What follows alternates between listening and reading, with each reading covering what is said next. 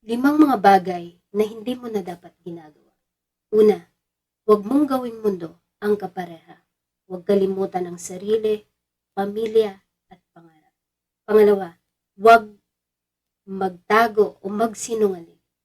Ang tiwala ay mahirap nang ibalik kapag nasira. Pangatlo, huwag pabayaan ang sarili. Hindi mo maibibigay ang tunay na pagmamahal kapag ikaw ay pagod at sira. Pang-apat, huwag sukatin ang pagmamahal ng iba sa sarili mong pamamaraan. Dahil bawat isa ay may kanya-kanyang paraan ng pagpaparamdam.